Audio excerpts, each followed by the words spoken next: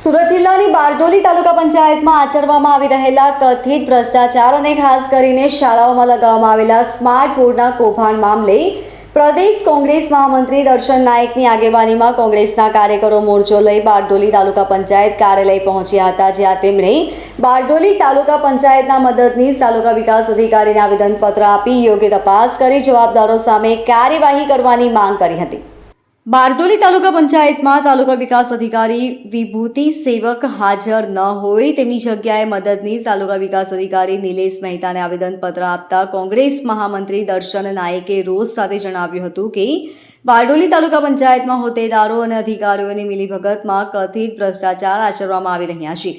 તેમણે તાલુકા પંચાયતના સ્વભંડોળમાંથી તાલુકાની 22 શાળાઓમાં 66 લાખના ખર્ચે લગાવવામાં આવેલા સ્માર્ટ બોર્ડમાં ભ્રષ્ટાચાર આચરવામાં આવ્યો હોવાનો આરોપ લગાવ્યો હતો। શાળામાં આપવામાં આવેલ એક સ્માર્ટની કિંમત અંગે શંકા વ્યક્ત કરતા જણાવ્યું હતું કે સ્માર્ટ બોર્ડની કિંમત 3 લાખ રૂપિયા કઈ રીતે હોઈ શકે? સામાન્ય રીતે આવા સ્માર્ટ બોર્ડ 1 લાખ રૂપિયા સુધીમાં આવતા હોય છે। આવેદનપત્રમાં સ્માર્ટ બોર્ડ બાબતે તટસ્થ સમિતિ બનાવી તપાસ કરવા માંગ કરી છે।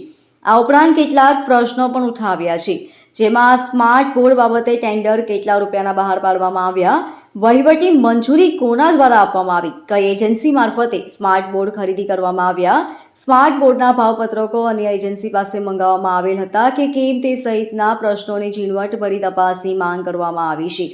બારડોલી તાલુકા પંચાયતના સ્વભંડોળ અને જિલ્લા પંચાયત તેમજ સરકારની યોજનાની ગ્રાન્ટમાંથી કરવામાં આવેલ કામની ગુણવત્તા અને વહીવટી બાબતની તપાસ કરવાની માંગ કરવામાં આવી હતી। આ ઉપરાંત પ્રદેશ કોંગ્રેસ મહામંત્રી તરુણ વાઘેલાએ જણાવ્યું હતું કે તાલુકા પંચાયત દ્વારા આપવામાં આવતા એડવાન્સ કામો બાબતે રજૂઆત કરી આવા કામોનું ચૂકવણું અટકાવવા જણાવ્યું હતું।